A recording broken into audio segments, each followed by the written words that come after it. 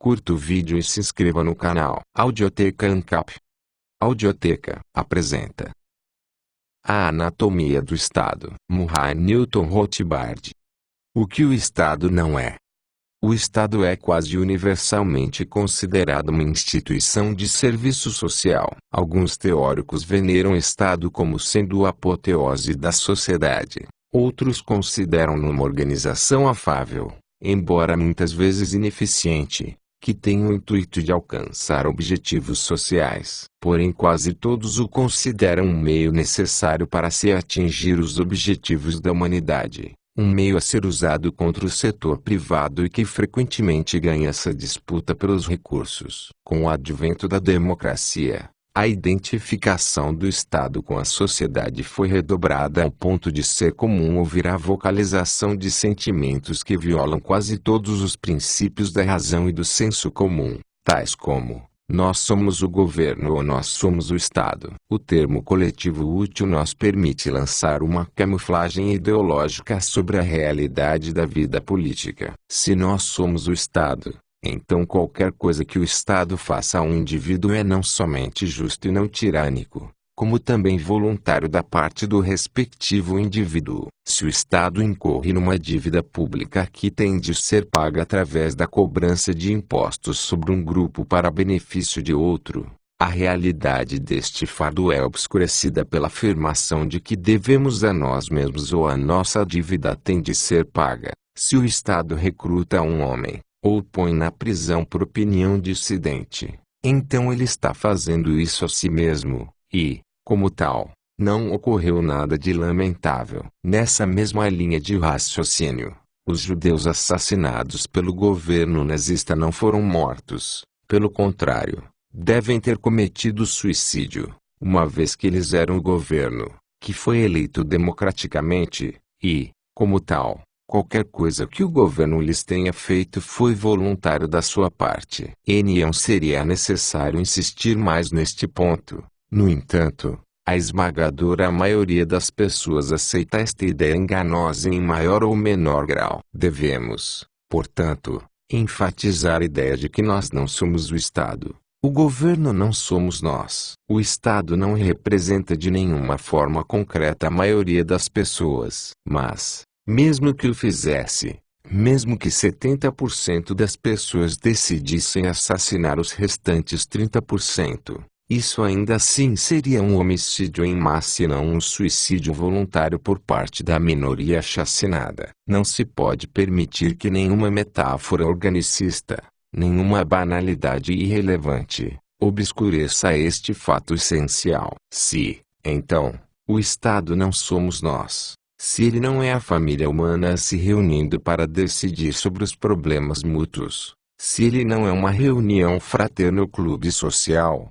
o que é afinal? Em poucas palavras, o Estado é a organização social que visa manter o monopólio do uso da força e da violência em uma determinada área territorial. Especificamente, é a única organização da sociedade que obtém a sua receita não pela contribuição voluntária ou pelo pagamento de serviços fornecidos, mas sim por meio da coerção. Enquanto os outros indivíduos ou instituições obtêm o seu rendimento por meio da produção de bens e serviços e da venda voluntária e pacífica desses bens e serviços ao próximo, o Estado obtém o seu rendimento através do uso da coerção, isto é, pelo uso e pela ameaça de prisão e pelo uso das armas. Depois de usar a força e a violência para obter a sua receita, o Estado geralmente passa a regular e a ditar as outras ações dos seus súditos. Poderíamos pensar que a simples observação de todos os Estados ao longo da história e de todo o globo seria prova suficiente para esta afirmação,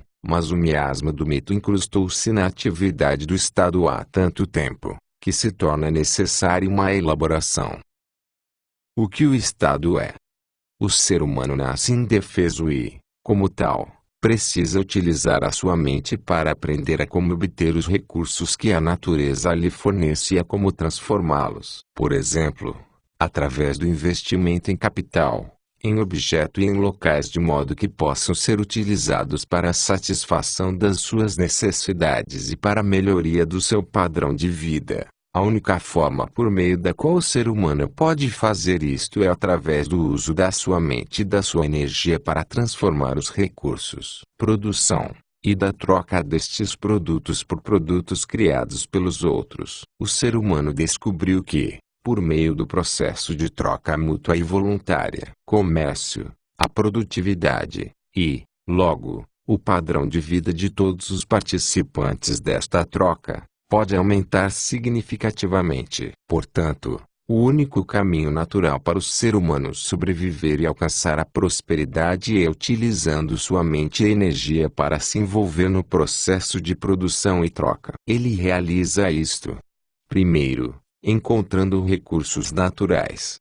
Segundo, transformando-os, misturando seu trabalho a eles, tal como disse John Locke, fazendo deles a sua propriedade individual, e depois trocando esta propriedade pela propriedade de outros que foi obtida de forma semelhante. O caminho social ditado pelas exigências da natureza humana, portanto, é o caminho dos direitos de propriedade e do livre mercado, de doações ou trocas de tais direitos. Ao longo deste caminho, o ser humano aprendeu a evitar os métodos selvagens da luta pelos recursos escassos, de forma a que A pudesse apenas adquiri-los à custa de B, e, ao invés disso, aprendeu a multiplicar imensamente esses recursos por meio do processo harmonioso e pacífico da produção e troca. O grande sociólogo alemão Franz Oppenheimer apontou para o fato de que existem duas formas mutuamente exclusivas de adquirir riqueza. A primeira, a forma referida acima, de produção e troca, ele chamou de meio econômico. A outra forma é mais simples, na medida em que não requer produtividade. É a forma em que se confisca os bens e serviços do outro através do uso da força e da violência. É o método do confisco unilateral, do roubo da propriedade dos outros. A este método Oppenheimer rotulou de meio político de aquisição de riqueza. Deve estar claro que o uso pacífico da razão e da energia na produção é o caminho natural para o homem, são os meios para sua sobrevivência e prosperidade nesta terra. Deve estar igualmente claro que o meio coercivo, explorador, é contrário à lei natural, é parasítico, pois em vez de adicionar à produção, apenas subtrai. O meio político desvia a produção para um indivíduo, ou grupo de indivíduos, parasita e destrutivo. E este desvio não só subtrai da quantidade produzida como também reduz o incentivo do produtor para produzir além de sua própria subsistência. No longo prazo, o ladrão destrói sua própria subsistência ao diminuir ou eliminar a fonte do seu próprio suprimento. Mas não só isso, mesmo no curto prazo, o predador age contrariamente à sua natureza como ser humano. Estamos agora em uma posição que nos permite responder mais satisfatoriamente à questão: o que é o Estado? O Estado, nas palavras de Oppenheimer, é a organização dos meios políticos, é a sistematização do processo predatório sobre um determinado território. Pois o crime é, no máximo, esporádico e incerto. Já o parasitismo efêmero e a coerciva ligação parasítica pode ser cortada a qualquer momento por meio da resistência das vítimas. O Estado, no entanto, providencia um meio legal, ordeiro e sistemático para a depredação da propriedade privada. Ele torna certa, segura e relativamente pacífica a vida da casta parasita na sociedade. Dado que a produção tem sempre de preceder qualquer depredação, conclui-se que o livre mercado é anterior ao Estado. O Estado nunca foi criado por um contrato social, ele sempre nasceu da conquista e da exploração. O paradigma clássico é aquele de uma tribo conquistadora que resolveu fazer uma pausa no seu método, testado e aprovado pelo tempo, de pilhagem e assassinato das tribos conquistadas ao perceber que a duração do saque seria mais longa e segura, e a situação mais agradável, se ela permitisse que a tribo conquistada continuasse vivendo e produzindo, com a única condição de que os conquistadores agora assumiriam a condição de governantes, exigindo um tributo anual constante. Um dos métodos de nascimento de um Estado pode ser ilustrado como se segue. Nas colinas da Mauritânia do Sul, Um grupo de bandidos organiza-se de modo a obter o controle físico de um determinado território. Cumprida a missão, o chefe dos bandidos autoproclama-se rei do Estado soberano independente da Mauritânia do Sul. E se ele e os seus homens tiverem a força para manter este domínio durante o tempo suficiente, pasmem, um novo Estado acabou de se juntar à família das nações. E aqueles que antes eram meros líderes de bandidos acabaram se transformando na nobreza legítima do reino. Como o Estado se eterniza. Uma vez estabelecido o Estado, o problema do grupo ou casta dominante passa a ser o de como manter o seu domínio. Embora o seu modus operandi seja o da força, o problema básico e de longo prazo é ideológico. Pois para continuar no poder, qualquer governo, não simplesmente um governo democrático, tem de ter o apoio da maioria dos seus súditos. E esse apoio, vale observar, não precisa ser um entusiasmo ativo, pode bem ser uma resignação passiva, como se tratasse de uma lei inevitável da natureza. Mas tem de haver apoio no sentido de algum tipo de aceitação. Caso contrário, a minoria formada pelos governantes estatais seria em última instância sobrepujada pela resistência ativa da maioria do público. Uma vez que a depredação tem necessariamente de ser mantida por um excedente da produção, é um fato necessariamente verdadeiro que a classe que constitui o Estado, a burocracia estabelecida, e a nobreza, tem de ser uma pequena fração minoritária no território, embora possa, claro, comprar aliados entre os grupos importantes da população. Como tal, a principal tarefa dos governantes é sempre a de assegurar a aceitação ativa ou resignada da maioria dos cidadãos. Claro que um dos métodos para assegurar o apoio é por meio da criação de interesses econômicos legalmente garantidos. Como tal, o rei sozinho não pode governar. Ele precisa de um grupo considerável de seguidores que desfrutem os privilégios do domínio. Por exemplo, os membros do aparato estatal, como a burocracia em tempo integral ou a nobreza estabelecida. Mas ainda assim isto assegura apenas uma minoria de apoiadores fervorosos, e até a compra essencial de apoio por meio de subsídios e outras concessões de privilégios não é suficiente para obter o consentimento da maioria. Para produzir esta aceitação crucial, a maioria tem de ser persuadida por uma ideologia de que o seu governo é bom, sábio e, pelo menos, inevitável e certamente melhor do que outras possíveis alternativas. A promoção desta ideologia entre o povo é a tarefa social vital dos intelectuais, pois as massas não criam as suas próprias ideias, ou sequer pensam de maneira independente sobre estas ideias. Elas seguem passivamente as ideias adotadas e disseminadas pelo grupo de intelectuais. Os intelectuais são, por isso, os formadores de opinião da sociedade. E dado que é precisamente de uma modelagem da opinião aquilo de que o Estado desesperadamente precisa, a razão da milenar aliança entre o Estado e os intelectuais torna-se clara. É evidente que o Estado precisa de intelectuais, mas não é algo tão evidente porque os intelectuais precisam do Estado. Posto de forma simples, podemos afirmar que o sustento do intelectual no livre mercado nunca é algo garantido, pois o intelectual tem de depender dos valores e das escolhas das massas dos seus concidadãos, e é uma característica indelével das massas o fato de serem geralmente desinteressadas de assuntos intelectuais. O Estado, por outro lado, está disposto a oferecer aos intelectuais um nicho seguro e permanente no seio do aparato estatal. E, consequentemente, um rendimento certo e um arsenal de prestígios. E os intelectuais serão generosamente recompensados pela importante função que executam para os governantes do Estado, grupo ao qual eles agora pertencem. A aliança entre o Estado e os intelectuais ficou simbolizada, no século XIX, no desejo ardente dos professores da Universidade de Berlim em formar o apoio intelectual da Casa de Hohenzollern. Já no século XX, podemos observar o comentário revelador feito por um eminente acadêmico marxista sobre o estudo crítico do antigo despotismo oriental realizadas pelo professor Witt Vogel, A civilização que o professor Whitfogel ataca tão veemente foi uma civilização que colocou poetas e eruditos no funcionalismo público. Dentre inúmeros exemplos, podemos citar o desenvolvimento recente da ciência da estratégia a serviço do principal braço governamental no uso da violência,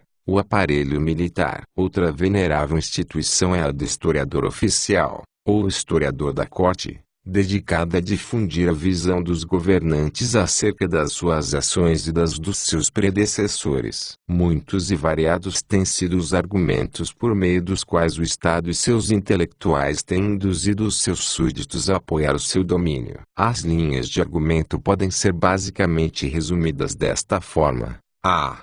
Os governantes estatais são homens sábios e grandiosos, governam por decreto divino. São a aristocracia dos homens, são cientistas especialistas, muito melhores e mais sábios do que os seus bons, porém simplórios, súditos, e, b. A subjugação pelo governo é inevitável, absolutamente necessária e de longe melhor do que os males indescritíveis que sucederiam à sua queda. A união entre Igreja e Estado foi um dos mais bem-sucedidos e mais antigos destes mecanismos ideológicos. O governante ou era ungido por Deus ou era ele mesmo, no caso do domínio absoluto de muitos déspotas orientais, o próprio Deus, como tal. Qualquer resistência ao seu domínio seria blasfêmia. Os sacerdotes do Estado cumpriam a função intelectual básica de obter o apoio popular e até a adoração aos governantes. Outro mecanismo bem-sucedido foi o de instaurar o medo acerca de quaisquer sistemas alternativos de governo ou não governo. Os governantes atuais,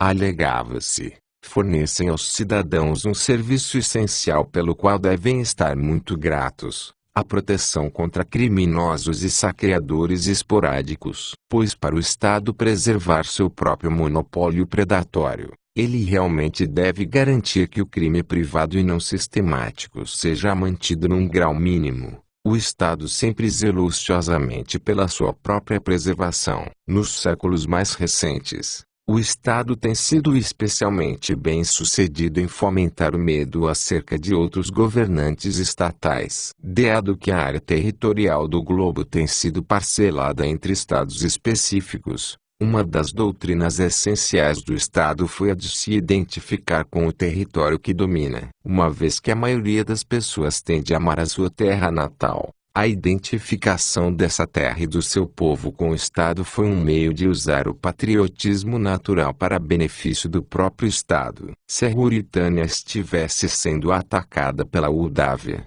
a primeira função do Estado e dos seus intelectuais seria convencer as pessoas da Ruritânia que o ataque era dirigido a eles e não apenas à casta dominante. Desta forma, uma guerra entre governantes seria transformada numa guerra entre povos, em que a massa dos indivíduos agiria em defesa dos seus governantes sob a falsa crença de que os governantes estariam agindo em defesa de seus indivíduos. Este apelo ao nacionalismo tem sido útil, no Ocidente, apenas em séculos mais recentes. Não há muito tempo, a massa de súditos olhava para as guerras como batalhas irrelevantes entre diversos grupos de nobres. São muitas e sutis as armas ideológicas que o Estado tem manejado através dos séculos. Uma destas excelentes armas tem sido a tradição. Quanto mais tempo o domínio de um Estado tem se mantido preservado, mais poderosa é esta arma. Pois desta forma a dinastia X ou Estado Y mantém o aparente peso da tradição dos séculos como sustento para a sua própria existência. A adoração aos antepassados passa então a ser uma forma não muito sutil de adoração aos antigos governantes. O maior perigo para o Estado é a crítica intelectual independente. Não há melhor forma de abafar essa crítica do que atacar qualquer voz isolada. Qualquer um que levante novas dúvidas, como sendo um profano violador da sabedoria dos seus ancestrais. Outra potente força ideológica é desaprovar e rebaixar o indivíduo e exaltar a coletividade da sociedade. Pois uma vez que qualquer tipo de domínio implica uma aceitação da maioria, Qualquer perigo ideológico para o domínio pode começar apenas a partir de um ou de poucos indivíduos que demonstrem ter pensamento independente. A ideia nova, e principalmente a ideia nova e crítica, só pode ter início como uma pequena opinião minoritária. Como tal, o Estado tem de cortar a ideia pela raiz, ridicularizando qualquer ponto de vista que desafie a opinião das massas. Dê ouvido apenas aos seus irmãos ou haja conforme a sociedade, tornam-se assim as armas para esmagar a dissensão individual. Através destes meios, as massas nunca vão descobrir o rei está nu. É também muito importante que o Estado faça parecer que o seu domínio é inevitável. Mesmo que o seu reinado seja detestado, ele será assim visto com resignação passiva, tal como atesta o dito sobre a inevitabilidade da morte e dos impostos. Um método da indução do determinismo historiográfico, em oposição ao livre-arbítrio individual. Se a dinastia X nos governa é porque as inexoráveis leis da história, ou a vontade divina, ou o absoluto, ou as forças materiais produtivas, assim determinaram. E nada que uns indivíduos insignificantes possam fazer será capaz de alterar este decreto inevitável. É também importante para o Estado inculcar nos seus súditos uma aversão a qualquer teoria da conspiração da história, pois uma busca por conspirações significa uma busca por motivos e uma atribuição de responsabilidade por delitos históricos. Se,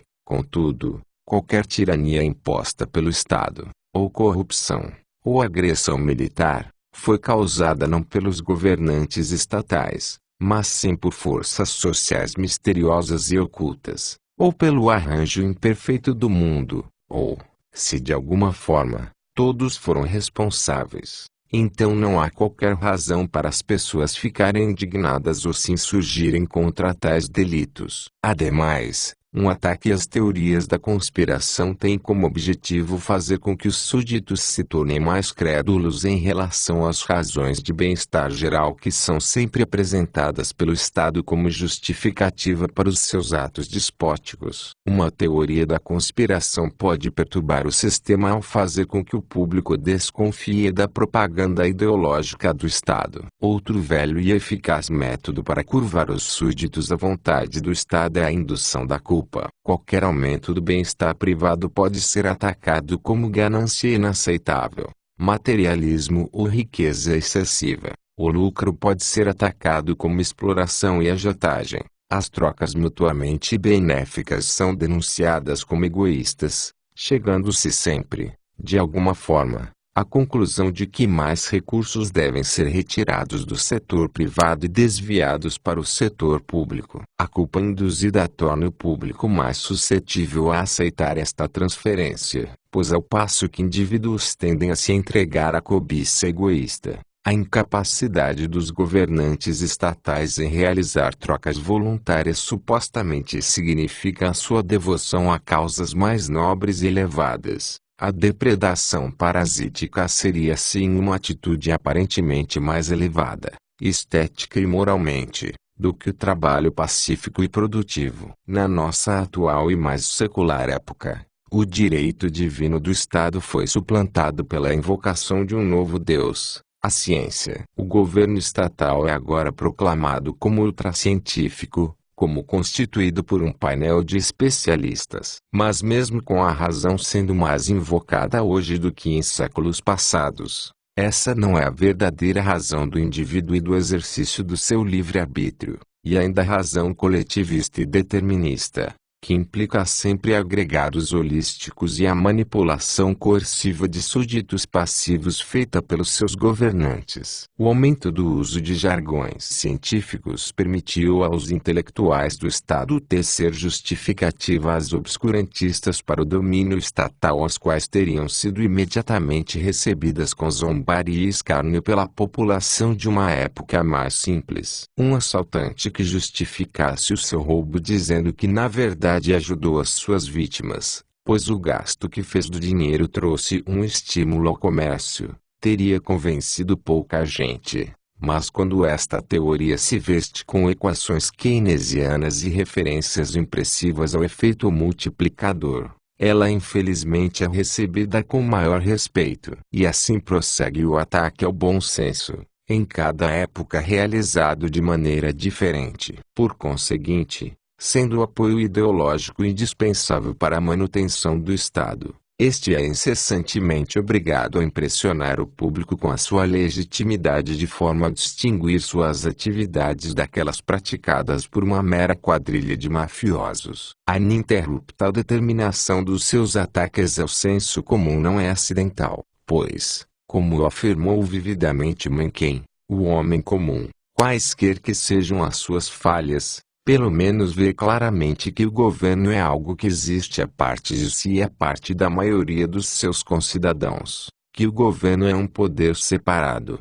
independente e hostil, apenas parcialmente sob o seu controle e capaz de prejudicá-lo seriamente. Não é por acaso que roubar o governo é visto em geral como um crime de menor magnitude do que roubar um indivíduo, ou até mesmo uma empresa. O que está por trás desta visão, creio eu, é a profunda noção de que há um antagonismo fundamental entre o governo e as pessoas que ele governa. O governo é tido não como um comitê de cidadãos eleitos para resolver os problemas comuns de toda a população, mas sim como uma corporação autônoma e separada, dedicada principalmente à exploração da população para benefício dos seus próprios membros. Quando um cidadão é roubado, uma pessoa digna foi privada dos frutos do seu esforço e poupança. Quando o governo é roubado, o pior que acontece é que uns patifes ociosos ficam com menos dinheiro para brincar do que tinham antes. A noção de que mereceram ganhar esse dinheiro não passa pela cabeça de ninguém.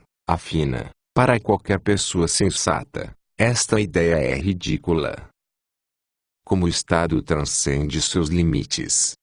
Como Bertrand de Jovinel sabiamente salientou, ao longo dos séculos os homens foram formando conceitos com o intuito de refrear e limitar o domínio estatal, e o Estado, recorrendo aos seus aliados intelectuais, tem se mostrado capaz de transformar, um a um, todos estes conceitos em carimbos de legitimidade e virtude, anexando-os aos seus decretos e ações. Originalmente, na Europa Ocidental, o conceito de soberania divina afirmava que os reis podiam governar apenas de acordo com a lei divina. Os reis, entretanto, perverteram esse conceito e o transformaram em um carimbo de aprovação divina para qualquer ato real. O conceito de democracia parlamentar começou como uma restrição popular ao domínio monárquico absoluto e terminou com o parlamento não apenas se tornando parte essencial do Estado, como também a manifestação da plena soberania deste. Tal como de Jovenel conclui,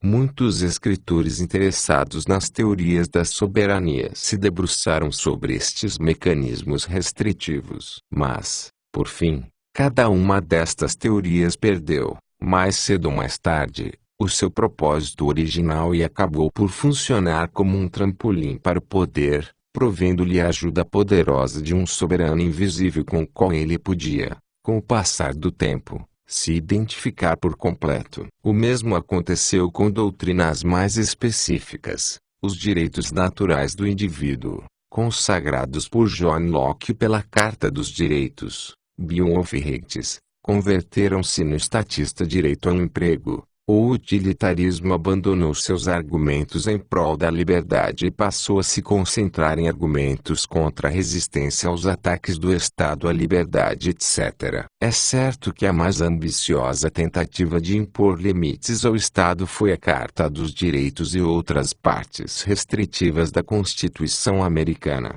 na qual foram escritos limites explícitos ao governo, os quais deveriam servir como lei fundamental a ser interpretada por um sistema judicial supostamente independente dos outros ramos do governo. Todos os americanos estão cientes do processo ao longo do qual esta construção de limites presentes na Constituição foi sendo alargada de modo inexorável durante o século passado. Mas poucos foram tão perspicazes como o professor Charles Black em notar que, neste processo, o Estado transformou a própria revisão judicial, a qual, de um mecanismo limitador, passou a ser cada vez mais um instrumento que provê legitimidade ideológica às ações do governo. Pois se um decreto judicial de inconstitucionalidade é um poderoso entrave ao poder do governo, um veredicto implícito ou explícito de constitucionalidade é uma arma poderosa para promover a aceitação pública de um crescente poder governamental. O professor Black começa sua análise indicando a necessidade crucial da legitimidade para que qualquer governo sobreviva,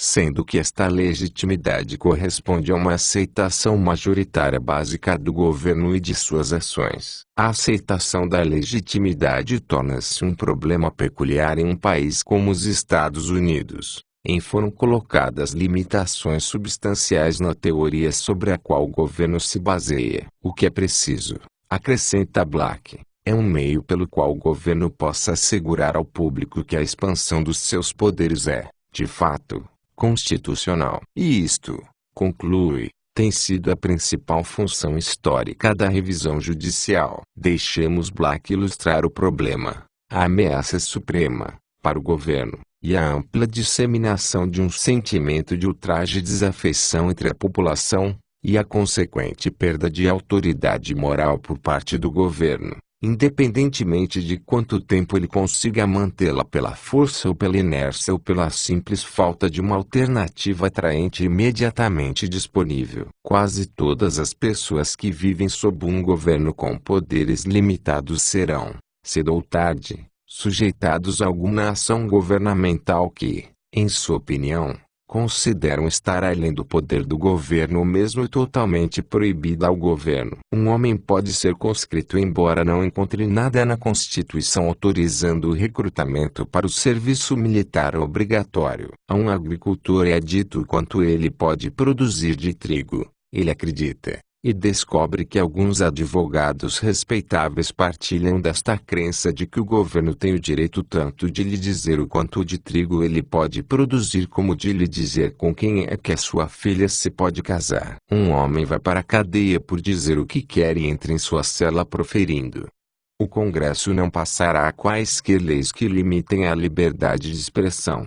A um comerciante é dito quanto pode cobrar, e quanto tem de cobrar, por leite desnatado. Existe uma ameaça real que cada uma destas pessoas, e quem não se encontra entre elas, chega um momento em que irá confrontar o conceito de limite do poder governamental com a realidade, tal como a vê, da flagrante transgressão dos limites efetivos, e que tire a conclusão óbvia acerca do status do governo em relação à legitimidade. Esta ameaça é afastada pelo Estado por meio da propaganda doutrinal de que uma agência terá de ter a decisão final no que diz respeito à constitucionalidade, e que esta agência, em última análise, terá de fazer parte do Estado. Pois, embora a aparente independência do poder judicial tenha desempenhado um papel vital em fazer com que as suas ações pareçam sagradas para o grosso da população, é também,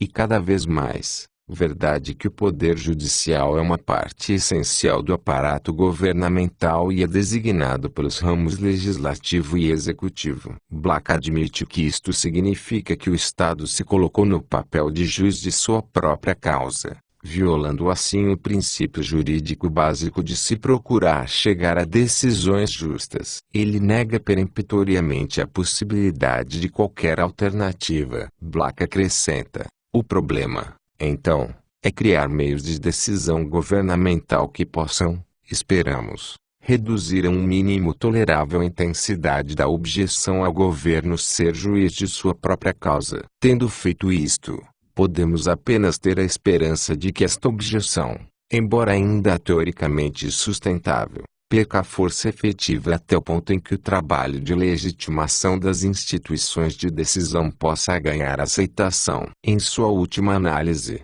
Black considera que, dado o fato de que o Estado perpetuamente julga em sua própria defesa, ele conseguir desta forma chegar a decisões justas e legítimas seria algo milagroso. Aplicando a sua tese ao famoso conflito entre a Corte Suprema e o New Deal, o professor Black repreende de forma ríspida os seus companheiros pró-New Deal, pela sua falta de visão, que denunciaram a obstrução judicial. A versão padrão da história entre o New Deal e a Suprema Corte, embora de certa maneira acurada, enfatiza a questão errada. Concentra-se nas dificuldades e quase se esquece do resultado que acabou por ser produzido. A consequência desta história foi que, e isto é o que eu gosto de enfatizar, após cerca de 20 meses ao pôr-se a Suprema Corte, sem uma única alteração na lei de sua autoria, ou sequer em seus membros,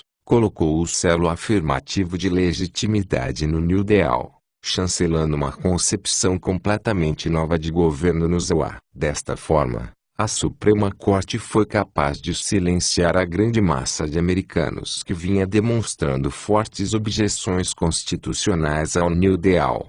Claro que nem todos ficaram satisfeitos. O mito do laissez-faire constitucionalmente ordenado ainda acalenta o coração de alguns sonhadores na terra da irrealidade raivosa. Mas já não há qualquer dúvida no público, perigosa ou significativa, quanto ao poder constitucional do Congresso para lidar como lida com a economia nacional. Não havia qualquer outro meio, senão a Suprema Corte, para conceder legitimidade ao New Deal. Como Black reconhece, um dos maiores teóricos políticos que constatou, e muito antes que outros, a brecha flagrante em fazer com que um limite constitucional ao governo esteja sob o poder de interpretação final da Suprema Corte foi John C. Calhoun. Calhoun não se contentou com o milagre, e prosseguiu com uma profunda análise do problema constitucional. No seu trabalho intitulado Disquisition, Calhoun demonstrou a tendência inerente do Estado a ultrapassar os limites de uma Constituição. Uma Constituição escrita certamente possui muitas vantagens importantes, mas é um erro crasso supor que a mera inserção de provisões para restringir e limitar o poder do governo, sem dotar aqueles para quem as provisões são inseridas com os meios para impor o seu cumprimento, será suficiente para prevenir que os partidos maiores e dominantes abusem dos seus poderes. Uma vez na posse do governo, os partidos, pela mesma natureza humana que justifica a necessidade de um governo para proteger a sociedade, serão a favor dos poderes concedidos pela Constituição e opor-se às restrições que visam limitá-los. Os partidos mais fracos ou minoritários, pelo contrário, irão tomar a posição oposta e considerá-las, as restrições, como essenciais para a proteção contra a atuação do partido dominante. Mas visto não haver meios pelos quais eles possam levar o partido maior a obedecer às restrições, o único recurso que sobra será o de manter uma interpretação estrita da Constituição. A isto o partido dominante irá opor-se com uma visão permissiva da Constituição. Será um jogo de interpretação contra interpretação, uma para contrair e a outra para alargar ao máximo o domínio do governo. Mas qual o benefício da visão rigorosa do partido minoritário face à visão permissiva do partido majoritário quando este tem todo o poder do governo para colocar em prática sua visão ao passo que o primeiro se encontra privado de qualquer meio para concretizar a sua visão? Em uma disputa tão desigual, o resultado não será difícil de prever. O partido a favor das restrições será derrotado. O final da disputa será a subversão da Constituição. As restrições serão por fim anuladas e o governo será convertido em um governo com poderes ilimitados. Um dos poucos cientistas políticos que valorizou a análise de Calhoun foi o professor J. Allen Smith. Smith notou que a Constituição foi concebida com um sistema de pesos e contrapesos para limitar qualquer poder governamental. Contudo, foi criada uma Suprema Corte com o monopólio sobre o poder final de interpretação. Se o governo federal foi criado para limitar as invasões da liberdade individual por parte de cada estado, quem é que limita o poder federal? Smith sustenta que, implícita na ideia de um sistema de pesos e contrapesos da Constituição, está a concomitante visão de que não se pode conceder a nenhum ramo do governo o poder final de interpretação. O povo assumiu que ao novo governo não seria permitido determinar os limites da sua própria autoridade, uma vez que isso tornaria o próprio governo, e não Constituição, supremo. A solução proposta por Calhoun, e apoiada, no século XX, por escritores como Smith, foi, claro, a famosa doutrina da maioria concomitante. Se qualquer interesse minoritário substancial, especificamente um governo estadual, acreditasse que o governo federal estivesse excedendo seus poderes e sobrepondo-se a esta minoria, a minoria teria o direito de veto deste exercício de poder baseando-se na sua inconstitucionalidade. Aplicado aos governos estaduais, esta teoria implicava o direito à anulação da lei ou decisão federal dentro da jurisdição de um determinado estado. Teoricamente, o sistema constitucional resultante assegurava que o governo federal colocasse entraves a qualquer invasão dos estados aos direitos individuais, ao passo que os estados restringiriam o poder federal excessivo sobre o indivíduo. No entanto,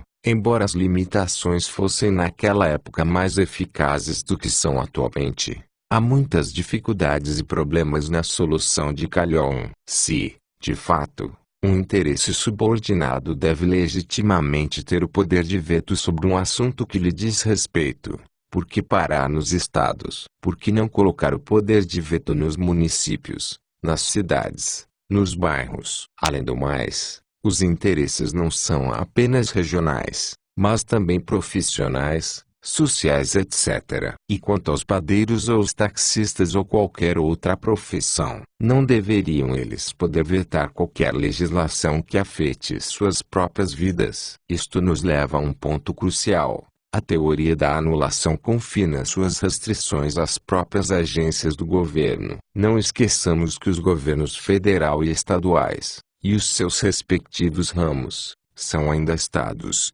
e, como tal, são ainda guiados pelo seu interesse estatal próprio e não pelos interesses dos cidadãos civis. O que impede que o sistema de Calhoun funcione de forma contrária, com os estados tiranizando seus cidadãos e vetando o governo federal sempre que este tente intervir no sentido de restringir essa tirania, ou de os estados estaduais se alinharem à tirania federal. O que impede os governos estaduais e o governo federal de formarem alianças mutuamente lucrativas para explorarem em conjunto os cidadãos. E mesmo que as associações profissionais privadas ganhassem algum tipo de representação funcional no governo, o que impediria que elas utilizassem o Estado para obter subsídios e outros privilégios para si mesmas ou para se imporem compulsivamente aos seus próprios membros. Em resumo, Calhoun não leva a sua inovadora teoria da concordância suficientemente longe. Ele não a leva até o próprio indivíduo. Se, afinal, são os direitos do indivíduo que devem ser protegidos, então uma teoria da concordância implicaria que o poder de veto pertencesse a cada indivíduo, ou seja, uma forma de princípio da unanimidade. Quando Calhoun escreveu que seria impossível instituir ou manter um governo sem o consentimento de todos, ele estava implicitamente, ainda que não intencionalmente, sugerindo justamente esta conclusão. Mas tal especulação começa a nos levar para longe do assunto em questão, pois indo por este caminho encontramos sistemas políticos que dificilmente poderiam ser chamados estatais. Para começar, assim como o direito de anulação de um Estado implica logicamente o seu direito à secessão, também o direito de anulação individual implicaria o direito de qualquer indivíduo se separar do Estado sob o qual vive. Portanto,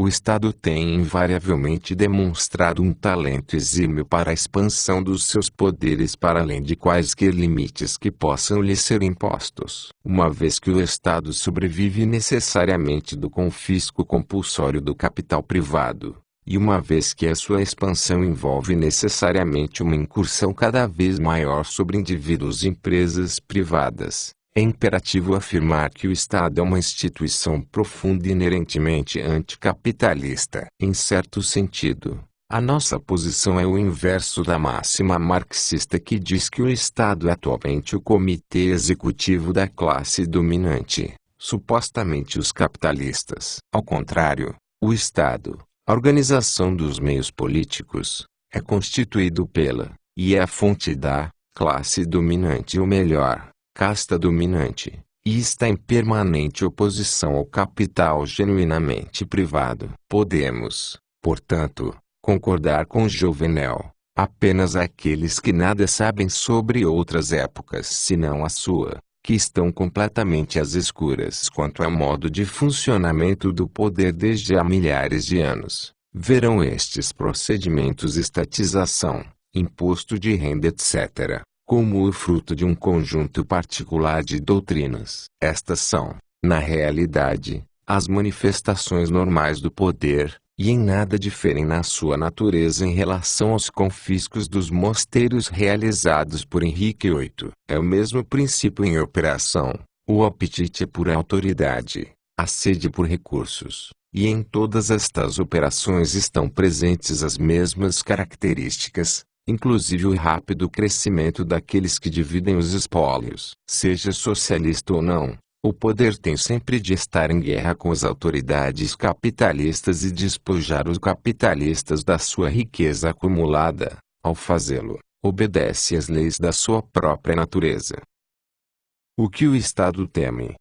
O que o Estado teme acima de tudo, claro, é qualquer ameaça fundamental ao seu próprio poder e à sua existência. A morte do Estado pode ocorrer de duas formas: a, por meio da sua conquista por outro Estado, ou, b, por meio de um golpe revolucionário feito pelos seus próprios súditos, ou seja, por meio da guerra ou da revolução. Guerra e revolução, sendo as duas ameaças essenciais, invariavelmente suscitam nos governantes estatais esforços máximos e a máxima propaganda possível direcionada à população. Como dito anteriormente, qualquer meio deve sempre ser utilizado para mobilizar as pessoas a defender o Estado na crença de que estão defendendo a si mesmas. A fraude subjacente a esta ideia torna-se evidente quando o recrutamento compulsório é utilizado contra aqueles que se recusam a defender-se e que são, como tal,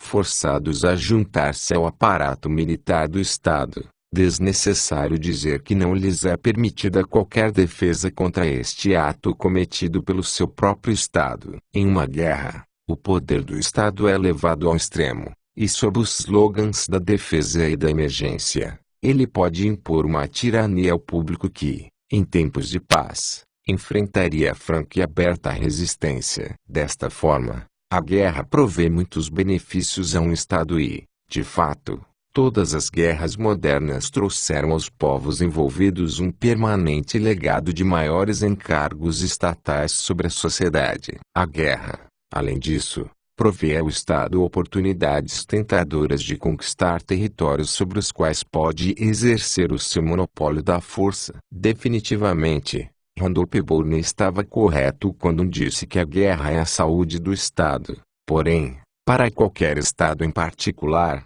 uma guerra pode significar tanto sua saúde quanto estragos irreparáveis. Podemos colocar à prova a hipótese de que o Estado está majoritariamente interessado em proteger a si mesmo, e não seus súditos, levantando a seguinte questão: qual a categoria de crimes que o Estado persegue e pune mais intensamente?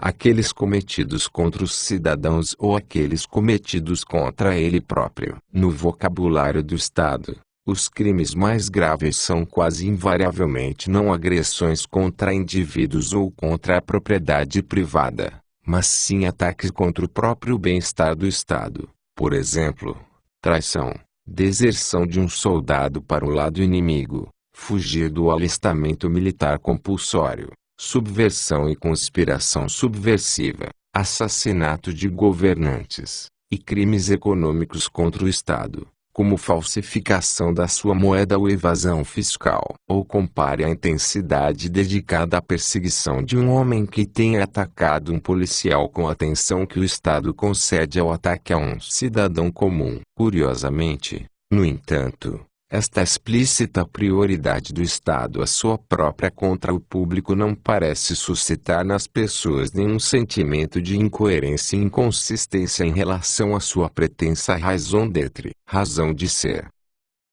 Como os Estados se relacionam entre si.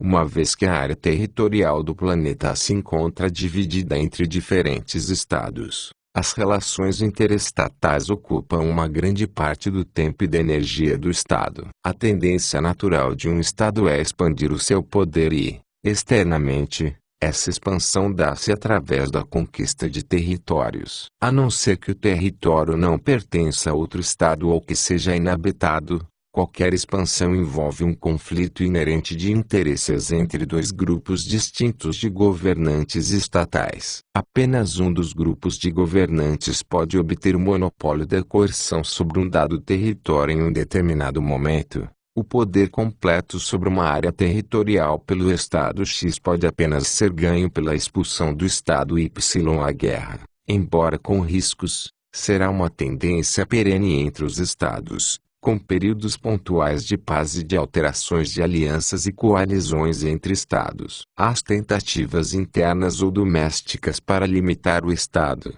entre o século XVII e o século XIX, alcançaram a sua forma mais notável no constitucionalismo. A sua contrapartida externa, ou das relações internacionais, foi o desenvolvimento do direito internacional, especialmente nas suas formas de leis de guerra e neutralidade em guerra. Algumas partes do direito internacional eram, na sua origem, puramente privadas, tendo sido desenvolvidas pela necessidade dos mercadores e comerciantes de proteger a sua propriedade e deliberar contendas. Temos como exemplos a Lei do Almirantado, Direito Marítimo, e a Lex Mercatoria. Mas até as regras governamentais surgiram voluntariamente sem nunca terem sido impostas por qualquer superestado. O objetivo das leis de guerra era limitar a destruição interestatal ao próprio aparato do Estado, preservando assim o público civil inocente da matança e devastação da guerra. O objetivo do desenvolvimento do direito à neutralidade era o de preservar o comércio internacional civil-privado,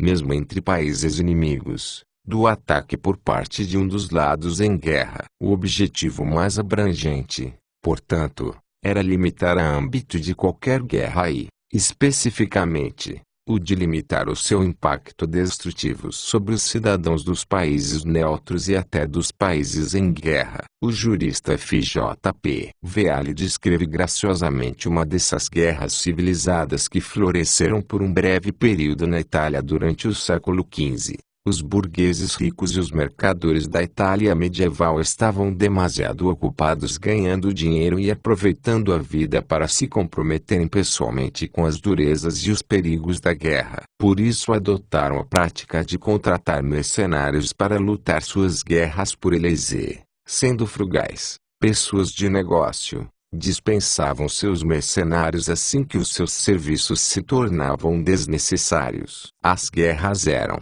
portanto, lutadas por exércitos contratados para cada empreitada pela primeira vez. Ser soldado tornou-se uma profissão razoável e relativamente segura. Os generais desse período manobravam uns contra os outros, frequentemente com grande perícia, mas quando um obtinha uma posição de vantagem, o seu oponente batia em retirada ou rendia-se. Era uma regra aceita e reconhecida que uma cidade só podia ser saqueada se oferecesse resistência, a imunidade podendo sempre ser adquirida por meio do pagamento de um resgate. Uma das consequências naturais era que nunca nenhuma cidade oferecia resistência, sendo óbvio que um governo demasiado fraco para defender os seus cidadãos não merecia a sua lealdade. Os civis tinham pouco a temer dos perigos da guerra, que dizia respeito apenas aos soldados profissionais. A quase absoluta separação entre o indivíduo civil e as guerras do Estado na Europa do século XVIII é realçada por Neve. Nem as comunicações postais eram devidamente cortadas por muito tempo em períodos de guerra. As cartas circulavam sem censura, com uma liberdade que surpreendente para a mentalidade do século XX. Os cidadãos de duas nações em guerra conversavam entre si quando se encontravam e, quando não se encontravam, correspondiam-se. não como inimigos mas como amigos. A noção moderna de que os súditos de um país inimigos são parcialmente responsáveis pelos atos beligerantes dos seus governantes era praticamente inexistente. Nem os governantes em conflito tinham qualquer intenção real de cortar as comunicações com os súditos do inimigo. As antigas práticas inquisitoriais de espionagem relacionadas ao culto religioso e à fé estavam desaparecendo, e não se imaginava sequer qualquer prática comparável de inquisição em relação a comunicações políticas ou econômicas. O passaporte foi originalmente criado para prover uma imunidade oficial em tempo de guerra. Durante a maior parte do século XVIII, raramente um europeu desistia das suas viagens a um país estrangeiro contra o qual seu próprio estava em guerra. E sendo o comércio crescentemente reconhecido como benéfico para ambas as partes, os períodos de guerra no século XVIII incluíam também uma considerável quantidade de comércio com o inimigo. Não é preciso nem entrar nos detalhes de quantos estados transcenderam as regras da guerra civilizada no século XX. Na era moderna da guerra total, combinada com a tecnologia de destruição total, a própria ideia de manter a guerra limitada ao aparato estatal parece ainda mais antiquada e obsoleta do que a Constituição original dos Estados Unidos. Quando os estados não estão em guerra, acordos são frequentemente necessários para manter as desavenças ao mínimo. Uma doutrina que curiosamente ganhou uma grande aceitação é a suposta santidade dos tratados. Este conceito é visto como a contrapartida da santidade do contrato. Mas um tratado nada tem em comum com um contrato genuíno. Um contrato transfere,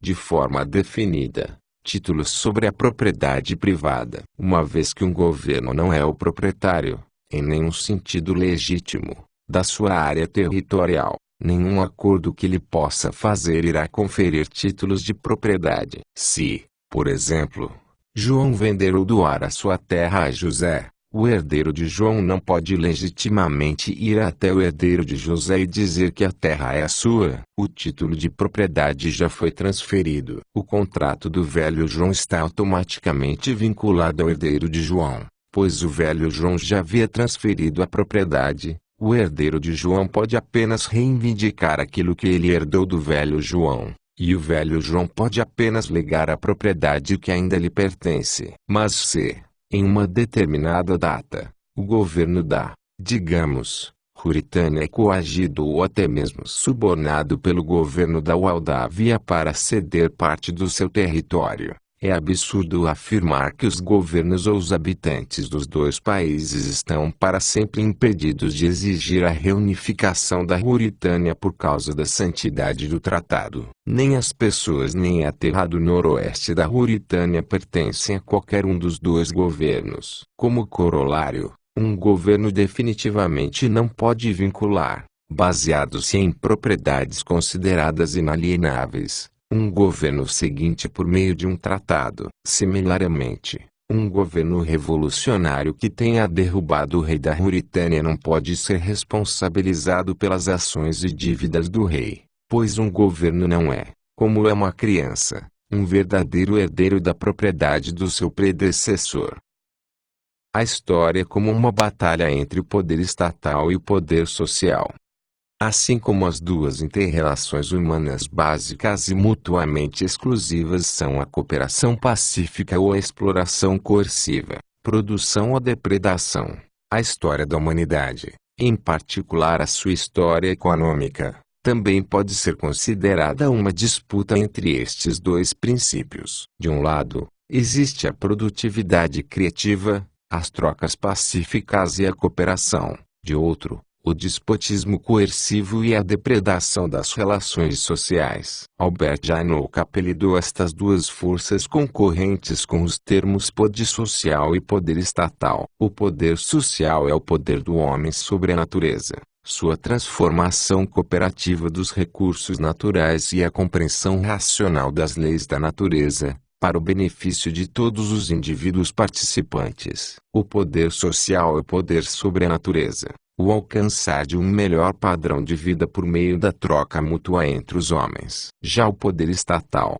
como vimos, É apropriação coerciva e parasítica desta produção, uma drenagem dos frutos da sociedade para benefício de indivíduos não produtivos, na verdade, antiprodutivos, os quais se impõem como governantes. Ao passo que o poder social é exercido sobre a natureza, o poder estatal é o poder exercido sobre o homem. Ao longo da história, as forças criativas e produtivas do homem têm, repetidamente, aberto caminho a novas formas de transformar a natureza para seu benefício. Isto ocorreu nos momentos em que o poder social conseguiu se manter à frente do poder estatal, momentos em que a invasão do Estado sobre a sociedade foi consideravelmente diminuída. Porém, sem exceção, após intervalos às vezes mais curtos, outras vezes mais longos, o Estado sempre se move em direção a essas novas áreas, para mais uma vez confiscar e debilitar o poder social. Se o período entre o século XVII e o século XIX foi,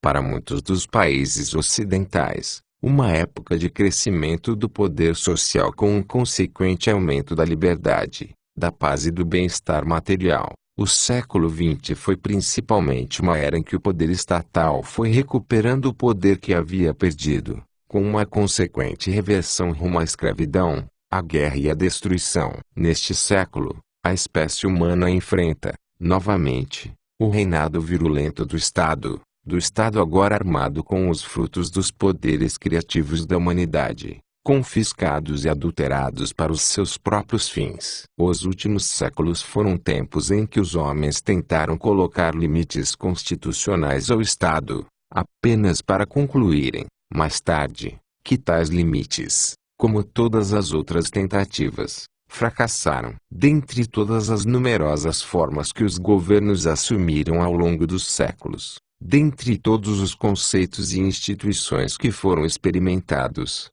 nenhum conseguiu manter o Estado sob controle. O problema do Estado evidentemente nunca esteve tão longe de ser resolvido como está atualmente. Talvez novos caminhos devam ser explorados em busca de soluções se realmente quisermos algum dia resolver de uma vez por todas a questão do Estado.